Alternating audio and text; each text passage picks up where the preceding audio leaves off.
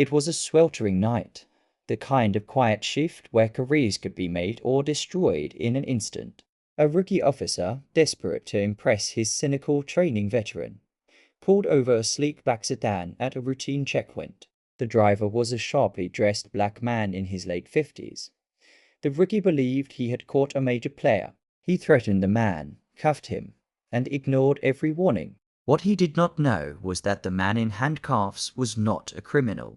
He was the newly appointed director of the FBI, and the rookie's life was about to shatter. The asphalt of the highway still radiated the brutal heat of the day, even as night deepened. Oak Creek was the kind of affluent, manicured suburb where the crime rate was practically zero. The police department's primary duties involved responding to noise complaints and politely asking teenagers to leave the golf course. It was a place of high hedges, long driveways, and quiet, unspoken rules about who belonged and who was merely passing through. Officer Derek Harlan stood near the trunk of his cruiser, sweating through his dark blue uniform, fresh from the academy and fueled by a dangerous mix of caffeine, adrenaline, and an overwhelming desperation to prove himself. His tactical belt felt heavy with equipment he had barely used. He wanted action. He wanted a bus that would earn him a commendation from the captain. Leaning against the hood of the cruiser, smoking a cheap cigar, was veteran Officer Raymond Burke. With decades on the force, Burke's gut hung slightly over his belt, and his eyes held the permanent, cynical squint of someone who believed he had seen the worst of humanity and had it all neatly categorized. Burke was not just Harlan's training officer.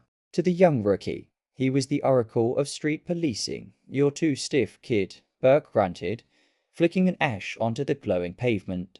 "You're checking expiration dates on registration stickers. Any idiot can write a ticket for an expired tag." A real cop looks at the driver. You look at their hands, their eyes, but mostly you look at whether the puzzle pieces fit together. "What do you mean, fit together?" Harlan asked, adjusting his vest. Burke gestured down the dark, tree-lined road where a few cars were slowing for the DUI and safety checkpoint. The orange flares cast dancing shadows across his weathered face. "I mean, look at the car, then look at the driver. Does the guy in the rusted-out Civic belong in a neighborhood where houses cost millions? Does the guy in the luxury sedan look like he earned it, or does he look like he stole it?" It's all about the baseline, Harlan. You find the anomaly. You find the crime. It was a fundamentally flawed, deeply prejudiced philosophy dressed up as street wisdom. But to Derek Harlan, eager and impressionable, it sounded like the secret to becoming a legendary detective. He nodded, chewing on his lower lip, his eyes scanning the approaching headlights. The checkpoint had been set up at a natural choke point on the county line, supposedly to check for drunk drivers coming from the city. So far, it had yielded nothing but a soccer mom who had forgotten her wallet and a tired plumber driving home from a late call. Harlan's frustration was mounting. He wanted a real catch.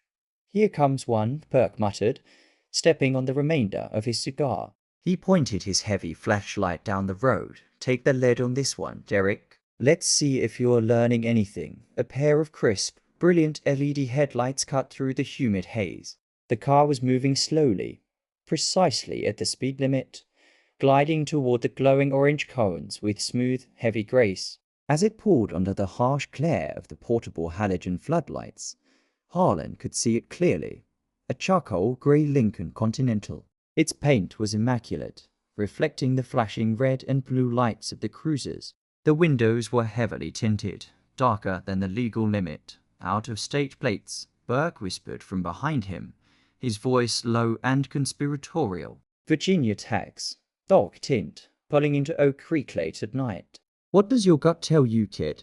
Harlan's pulse quickened. His hand instinctively rested on the butt of his flashlight. "Doesn't fit," he said, his voice tight. "Exactly," Burke said, crossing his arms. "Light him up. Let's see who's playing in our sandbox." Harlan stepped out into the lane, holding his hand up in a sharp, authoritative gesture. The heavy Lincoln came to a smooth, silent halt just a few feet from him. Harlan took a deep breath, his chest puffing out beneath his Kevlar vest. He was about to make a monumental mistake, and in his youthful arrogance he felt nothing but the thrill of the hunt. Harlan approached the driver's side of the Lincoln, his heavy black boots crunching on the loose gravel. He unclipped his high-lumen tactical flashlight and gripped it tightly, adopting the wide, aggressive stance Burke had encouraged. As he reached the window, the dark-tinted glass hung downward, disappearing smoothly into the door frame. A wave of cool, air-conditioned air spilled out into the humid night, carrying the faint scent of expensive leather and subtle masculine cologne. Inside, a low volume of a Mozart piano concerto played through a high-end sound system. The man behind the wheel was Elias Crow. At 58 years old, Crow possessed a commanding, quiet authority that usually preceded him into any room.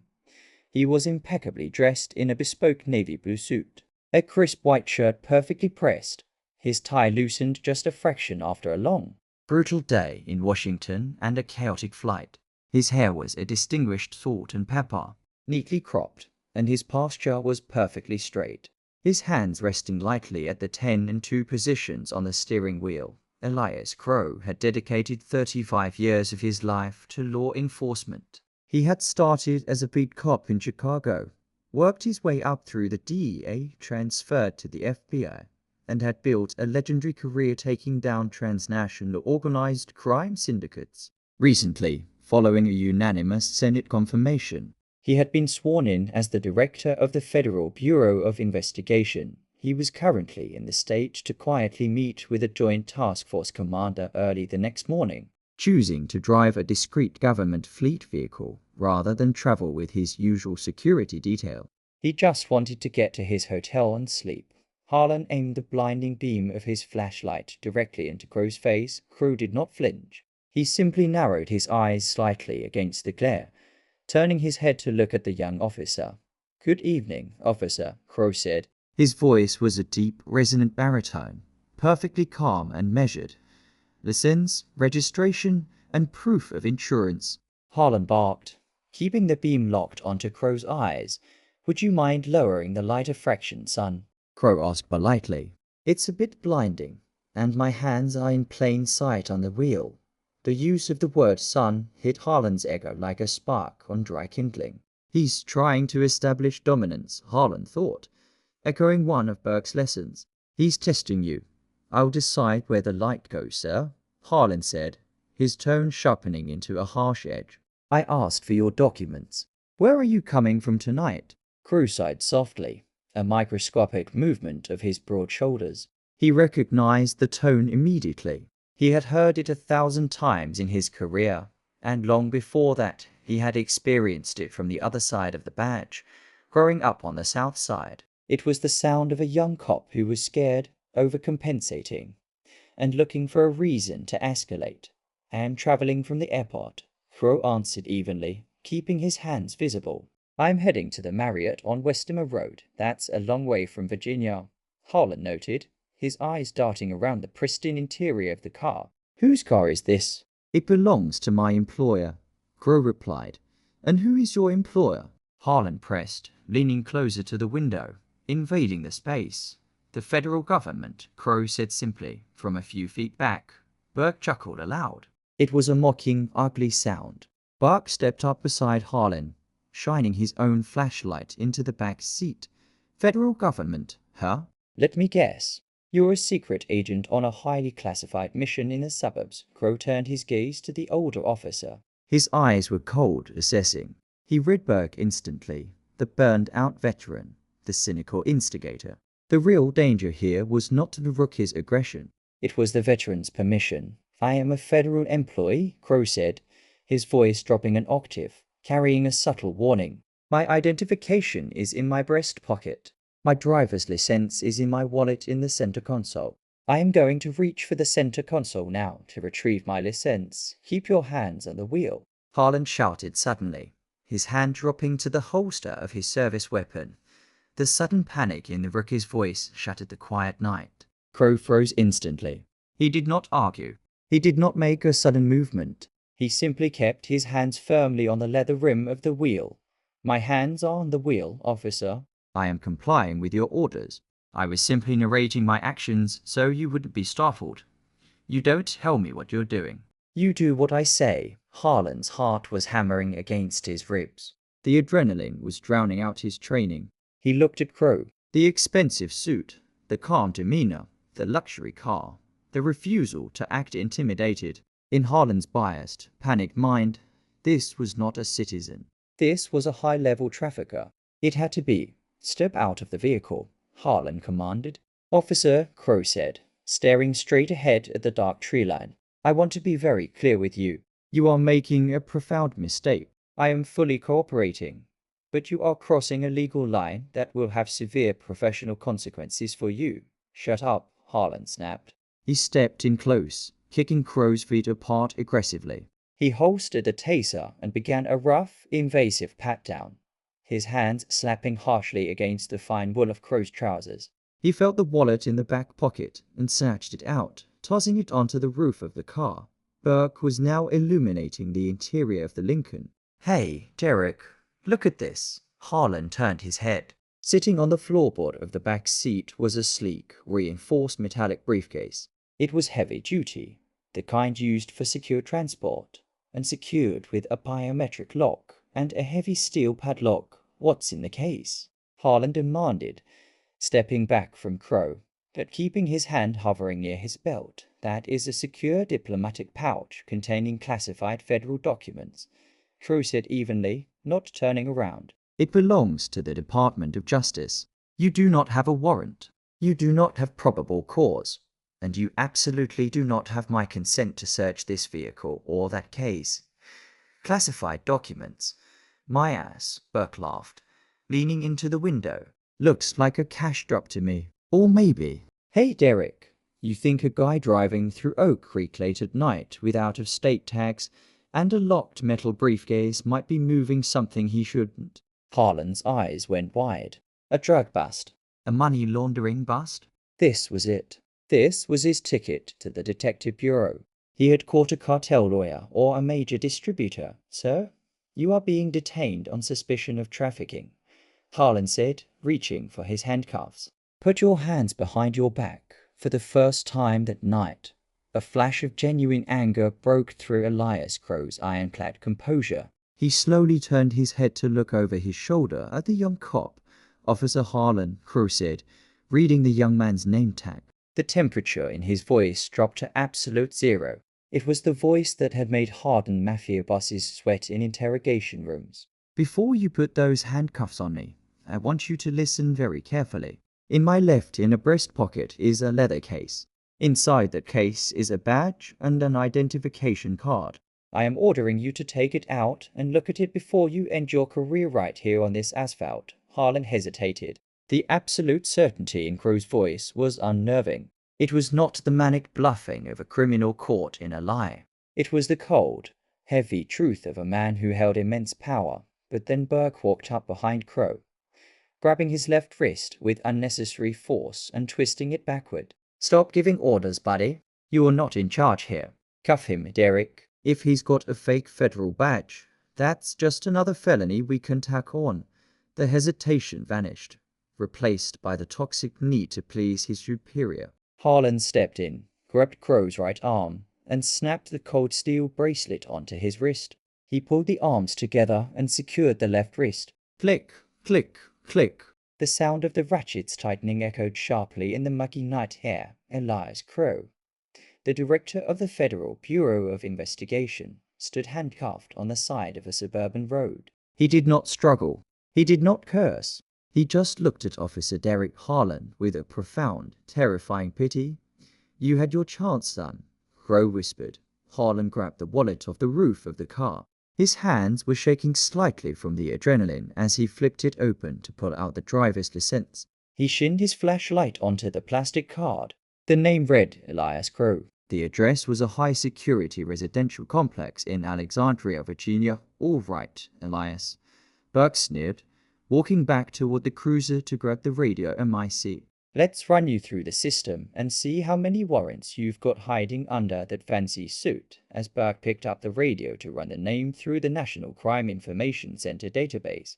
Harlan finally noticed the subtle detail he had missed in his panic. Crow was wearing a small, almost invisible, clear-cord earpiece tucked neatly behind his right ear. It was not a Bluetooth headset for music.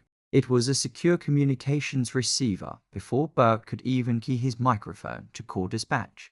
The squad car's radio suddenly erupted with a burst of heavy static, overriding the local frequency with a high-powered encrypted transmission. A sharp, authoritative female voice cut through the speaker, booming into the silent night. "Oak Creek Unit 7. This is Federal Task Force Command.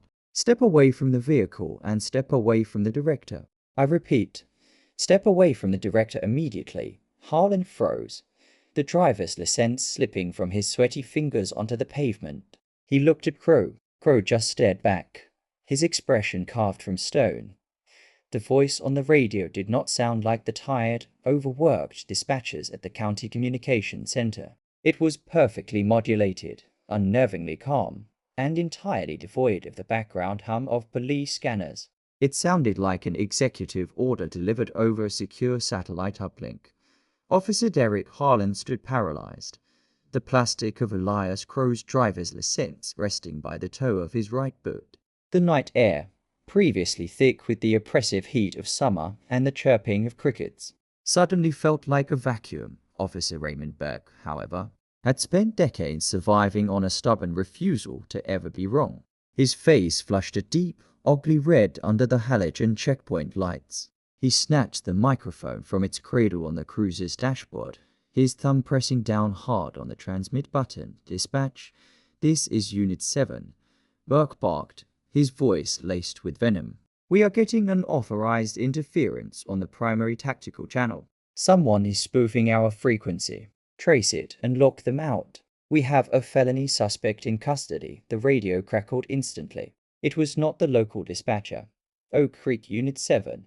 This is Supervisory Special Agent Lydia Vance, FBI Joint Terrorism Task Force, operating under federal command. We are not spoofing your frequency. We have overridden your local repeater.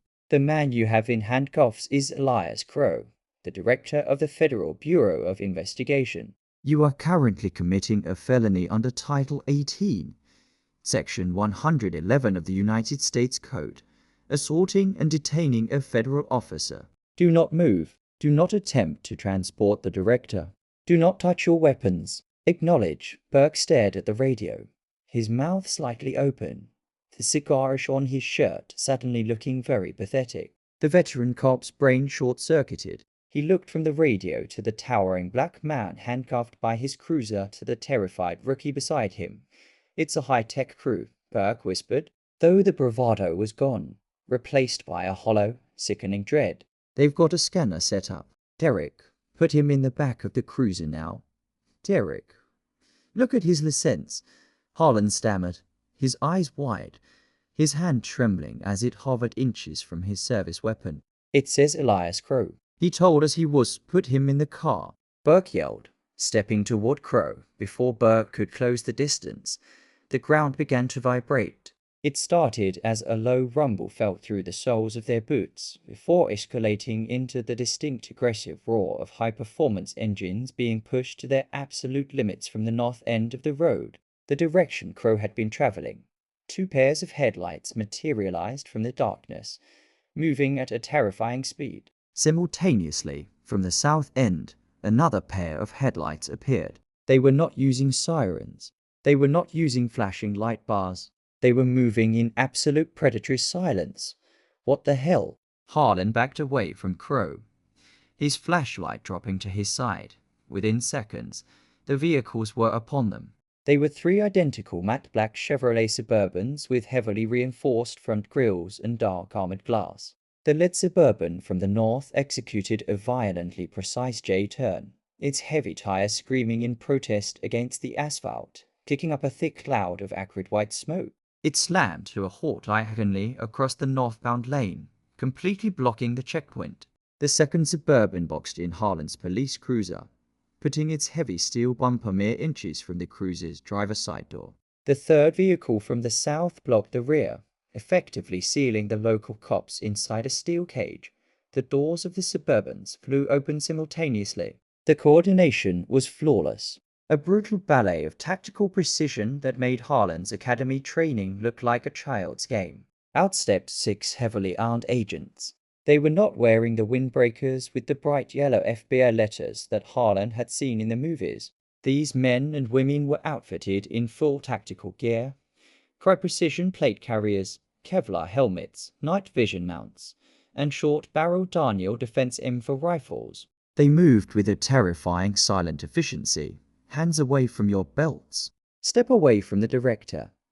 The voice belonged to the woman who had spoken on the radio. Supervisory Special Agent Lydia Vance stepped out from the passenger side of the lead Suburban. She was in her early 40s, dressed in a sharp tactical suit. Her badge clipped prominently to her belt next to a Glock 19. She did not have her weapon drawn, but the 4 agents flanking her had their rifles at the low ready, their laser sights painting small, dancing green dots across the chests of Burke and Harlan. Harlan's hands shot up instantly, trembling so violently he could hear the Velcro on his own sleeves rustling. He backed up until his spine hit the side of his cruiser. He could not breathe. The air felt too thick. Burke, however, was a dinosaur who refused to recognize the meteor. He kept his right hand resting stubbornly on his gun belt. "Whoa, whoa, whoa," he shouted, his voice cracking. "This is our jurisdiction. You guys are out of your jurisdiction. We have a suspected trafficker," Agent Briggs Vance said coldly, not even looking at Burke, one of the tactical agents. A massive man with shoulders like a linebacker stepped forward, closed the distance to Burke into strides, grabbed the veteran officer by the tactical vest, and effortlessly slammed him against the hood of the police cruiser. The heavy thud of Burke's body hitting the metal echoed in the night. Briggs expertly stripped Burke of his service weapon in less than a second, tossing it clattering onto the asphalt. "Do not speak," Agent Briggs growled directly into Burke's ear. "Do not move. If you twitch, I will consider it a threat to the director." Harlan watched his training officer, the man who was supposed to know everything, the man who had ordered him to make the arrest, get neutralized like a minor nuisance. Harlan's knees felt like water. The career he had dreamed of, the badge he had polished just hours ago, it was all disintegrating before his eyes. Agent Vance walked directly to Elias Crow. She did not look at the cops. She focused entirely on the man in the bespoke suit. "Director Crow," Vance said, her tone softening just a fraction, projecting immense respect. "Are you injured, sir?" Elias Crow stood exactly where he had been placed. He had not flinched during the screeching tires or the tactical assault. He looked calmly at Agent Vance. "I am uninjured, Agent Vance," Crow replied, his deep baritone cutting through the tension. "However, my current attire is a bit restrictive."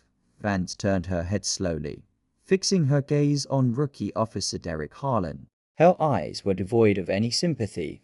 "Officer," she said, holding out an open, gloved hand. "The keys to the handcuffs." "Right now." Harlan scrambled frantically at his duty belt. His fingers were numb, clumsy, fumbling with the small leather pouch that held his handcuff keys. He dropped them twice on the asphalt before finally scooping them up. He took a timid step forward, extending his hand like a child offering an apology. Agent Vance snatched the keys from his palm. She stepped behind the director and quickly unlocked the steel cuffs. Click, a click. The sound of the cuffs opening was deafening in Harlan's ears. It sounded like the slamming of a prison door. Elias Crow brought his arms forward, slowly rolling his shoulders and rubbing the red indentations on his wrists. He reached into his inner jacket pocket, the very pocket he had told Harlan about earlier. He pulled out a sleek black leather credential case. He flipped it open. Under the harsh glare of the halogen checkpoint lights and the tactical flashlights of the federal agents, the gold shield of the Federal Bureau of Investigation gleamed brightly. Next to it was an ID card bearing Crow's stern face and the title Director, Federal Bureau of Investigation. Crow walked slowly toward Harlan. The rookie shrank back against the cruiser, pressing himself flat against the doors. "Officer Harlan," Crow said. His voice was not raised. He was not yelling. He was using a quiet, professorial tone that was infinitely more terrifying than Burke's loudest shouts. "Do you know the ruling of Terry versus Ohio?" Harlan swallowed hard. His throat was sandpaper. "Yes, sir." "Stop and frisk requires reasonable, articulable suspicion that a crime is afoot. Correct," Crow said, stopping 2 feet away from the young cop. Now, I want you to articulate to me, legally and precisely, what your suspicion was when you pulled me over. Not what Officer Burke told you to think. What you saw. You, Harlan stammered. Out-of-state plates, dark windows. You were driving a nice car in a nice neighborhood late at night. Is it a crime to drive a registered vehicle late at night? Crow asked softly. No, sir. Is it a crime to drive through Oak Creek? No, sir. You looked at my skin, Crow said, the words hitting like physical blows. You looked at my car. You looked at the neighborhood. And you decided, without a single shred of empirical evidence, that I did not belong. When I calmly asserted my Fourth Amendment rights, you escalated. When I informed you of my federal status, you ignored it, choosing to believe the cynical narrative of an older officer who has likely been poisoning this department for decades. Crow turned his attention to Burke, who was still pinned against the hood by Agent Briggs. And you, Crow said, his voice dropping an octave, ringing with absolute authority. You are a disgrace to that uniform. You teach young men to govern by fear and prejudice. You saw a locked federal case, and your mind went to cartel money. Because your imagination cannot comprehend a black man carrying state secrets. I didn't know who you were, Burke mumbled, the fight entirely beaten out of him. It shouldn't matter who I am, Crow suddenly roared, the first crack in his iron composure. The sheer force of his voice made Harlan jump. It shouldn't require the director of the FBI to receive basic constitutional respect on an American road. What would you have done if I was just an accountant, a teacher? Would you have beaten me, planted something? You are a dangerous liability to the citizens you are sworn to protect. Just then, a sleek black Ford Explorer with local municipal plates sped past the blockade of Suburbans, its lights flashing silently. It slammed on the brakes, and Chief Howard Tate of the Oak Creek Police Department tumbled out. Tate was a politician in a uniform, a man who survived by keeping the wealthy residents happy and the crime statistics low. He looked like he had just woken from a nightmare, his uniform shirt untucked, his face pale and sweating profusely. He had received a call directly from the United States Attorney General's office minutes earlier, waking him from a dead sleep to inform him that his officers had just detained the highest-ranking law enforcement official in the country, Director Crow. Director Crow, I am so profoundly sorry. Chief Tate practically sprinted toward the group, waving his hands in a gesture of pure surrender. This is a catastrophic misunderstanding. I assure you, this does not represent the Oak Creek Police Department. Crow turned to face the chief, Chief Tate. Your officers unlawfully detained me, threatened me with a taser, ignored my identification, illegally searched my person, and placed me in handcuffs. I was subjected to racial profiling and profound incompetence. Tate looked at Harlan, then at Burke. If looks could kill, both men would have been reduced to ash on the asphalt. Director, they are fired. Both of them. Immediately, Tate blurted out, desperate to stop the pleading. You don't have the union authority to fire them on the spot, Chief, and we both know it, Crow said coldly. But you do have the authority to suspend police powers, and I have the authority to initiate a federal civil rights investigation into this department, which will start tomorrow morning. Tate paled even further. A federal probe would destroy the department and his pension. What do you want, Director? Name it. Crow looked at Officer Harlan. He saw a young man who had been handed a gun and a badge without the wisdom or the courage to use them correctly. He saw a kid who had traded his morality for the approval of a toxic mentor. Officer Harlan, Crow commanded, step forward. Harlan shuffled forward, his head bowed, tears of absolute humiliation and fear burning in his eyes. You do not possess the maturity, the judgment, or the restraint required to enforce the laws of this nation, Crow said slowly, ensuring every word landed with devastating precision. You are easily manipulated, and you rely on intimidation to mask your fear. I will not allow you to wear that shield. Crow extended his hand toward the young officer. Chief Tate is officially stripping you of your police powers, Crow stated, his eyes locking onto Harlan's. Take off your badge. Derek, hand it to me. Harlan choked back a sob. He looked at Burke, who would not meet his eyes. He looked at his chief, who nodded frantically, silently screaming at him to comply. With trembling fingers, Officer Derek Harlan reached up to his chest. He fumbled with the heavy brass pin that held the Oak Creek police badge to his uniform. The badge he had sworn an oath to just months ago. The badge he had taken selfies with. The badge he had used to terrorize an innocent man tonight. He unclasped it. The metal felt cold and heavy in his hand. Slowly, agonizingly, he placed the silver and blue shield into the outstretched palm of Elias Crow. Crow closed his fist around the badge. He did not gloat. He did not smile. He just looked sad. "Agent Vance," Crow said, turning away from the ruined rookie. "Secure my briefcase." "We are leaving." "Yes, sir," Vance responded. She walked to the Lincoln, opened the back door, and retrieved the heavy metallic case. Carrying it back to the lead Suburban, Agent Briggs stepped away from Burke, leaving the older man slumped against the police cruiser, breathing heavily, his career effectively over. His pension in grave jeopardy. "Have a good night, gentlemen," Crow said softly. He turned his back on them and walked toward the idling federal convoy. He climbed into the back of the armored Suburban. The door slammed shut with a heavy final thud. The engines roared, and in perfect unison, the three black vehicles executed a synchronized turn, peeling away into the humid summer night, leaving Officer Derek Harlan standing on the side of the road, staring at the empty space on his chest where his future used to be.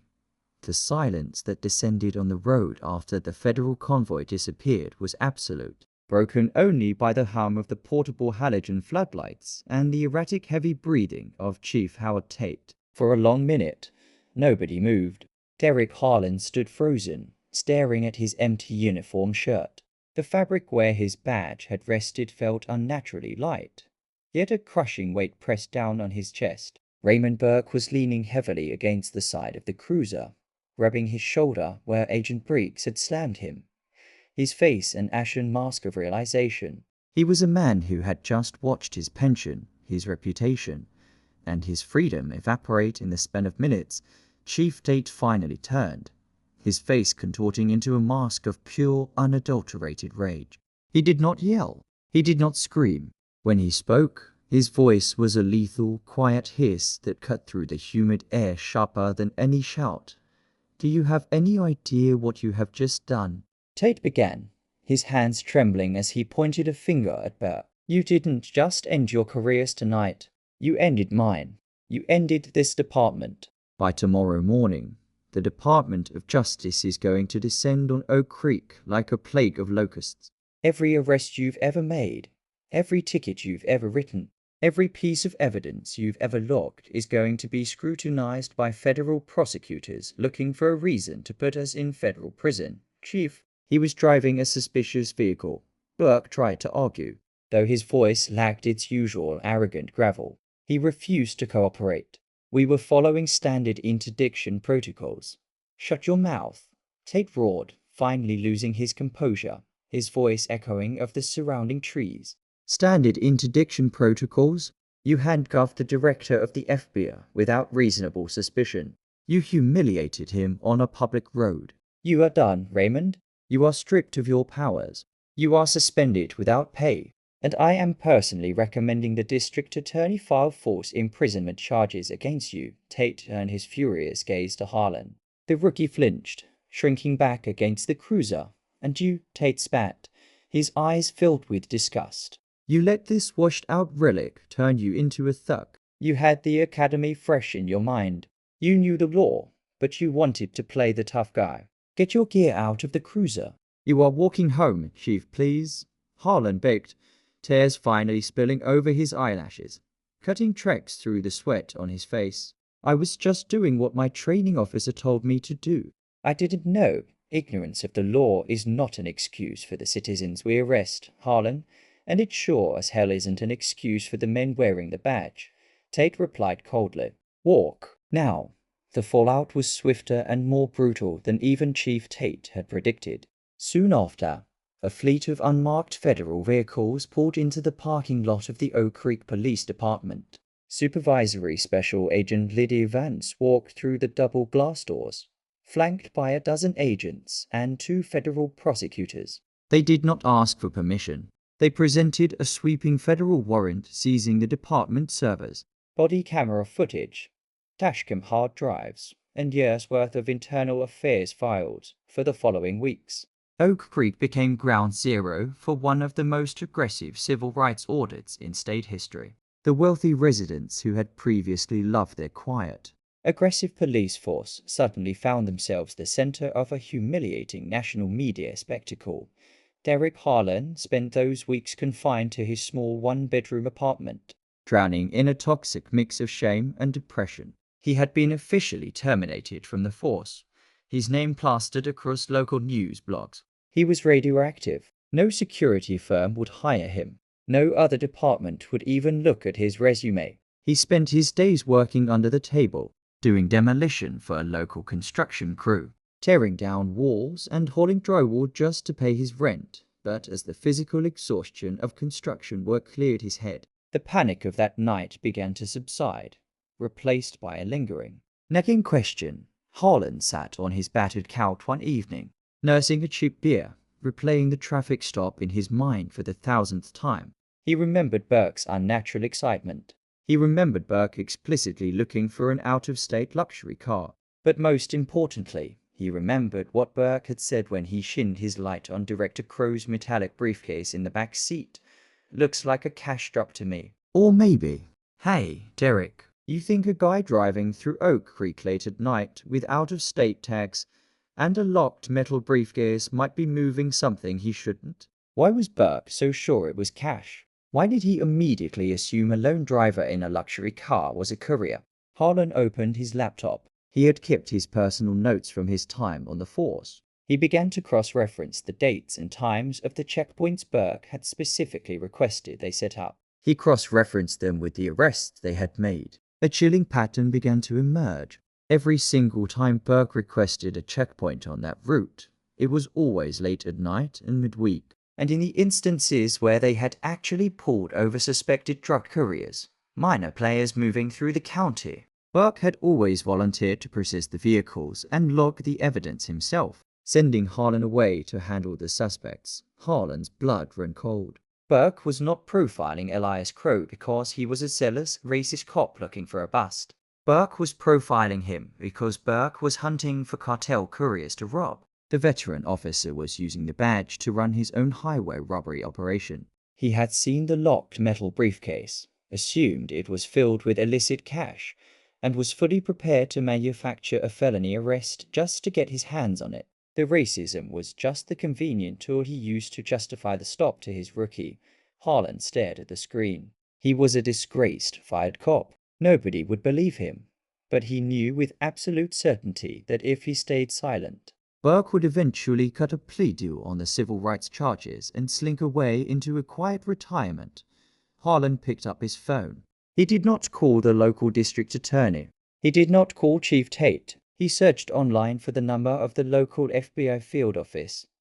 The interrogation room at the federal building in the city was nothing like the ones in Oak Creek. It was sterile, freezing cold, and smelled faintly of ozone and stale coffee. Derek Harlan sat at the stainless steel table, his hands folded nervously in front of him. He was wearing his only decent suit, though it hung slightly loose on his frame after weeks of manual labor and stress. The heavy door clicked open. Agent Lydia Vance walked in carrying a thick manila folder.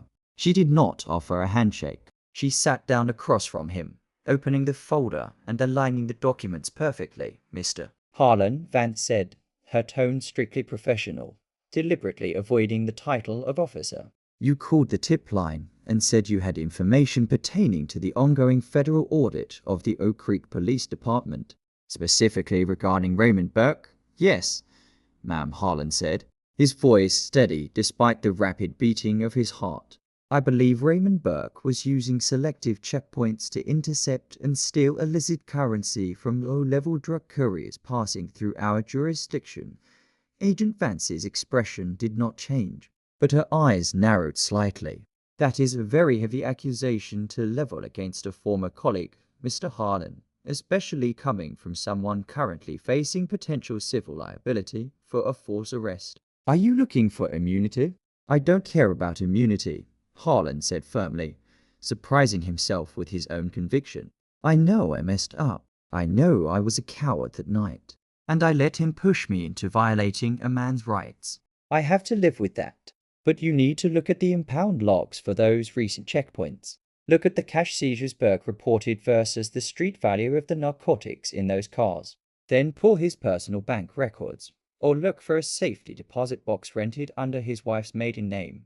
Vance stopped writing. She looked up at Harlan, truly seeing him for the first time since that humid night on the road. You investigated this yourself? I just connected the dots, Harlan replied quietly. When he saw Director Crow's locked briefcase, he wasn't looking for evidence. He was looking for a payday. He thought Director Crow was a courier.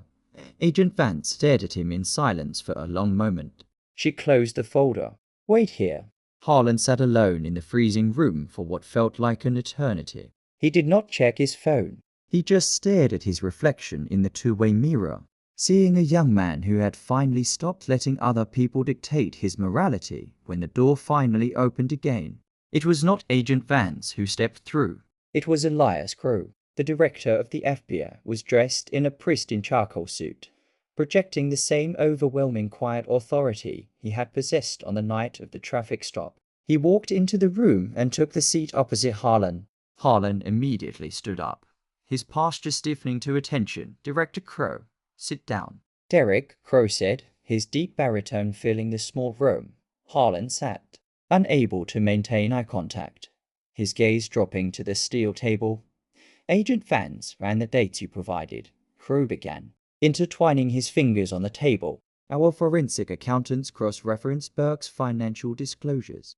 We secured a warrant for a storage unit rented to towns over under an alias. Inside, we found approximately $250,000 in shrink-wrapped cash along with 3 unregistered firearms and a collection of stolen luxury watches. Harlan let out a slow, shaky breath. He was a criminal. He was, Crow agreed. And tomorrow morning, Raymond Burke will be arrested by federal agents on charges of extortion, grand larceny, deprivation of rights under color of law, and wire fraud. He is going to federal prison for a very long time. Silence hung in the air. Why did you bring this to us, Derek? Crow asked, leaning forward slightly. You had nothing to gain. Your career in law enforcement is over. This won't get you your badge back. I know, Harlan said, finally looking up to meet the director's eyes. I don't want the badge back, sir. I didn't deserve it in the first place. I wanted it because I thought it made me powerful. I let Burke convince me that the uniform gave me the right to judge people based on what they looked like or where they drove. I took this to you because it was the right thing to do. And for the first time in my life, I wanted to do the right thing without a piece of metal on my chest telling me to do it. Elias Crow studied the young man. The anger and disappointment he had felt on that highway were gone, replaced by a solemn respect. In his 35 years in law enforcement, Crow had seen countless corrupt cops, but he had rarely seen a disgraced one try to genuinely balance the scales. Integrity, Derek, is what you do when no one is watching, and when there is no reward to be had, Crow said softly. You failed a critical test on that road. You allowed fear and prejudice to override your duty.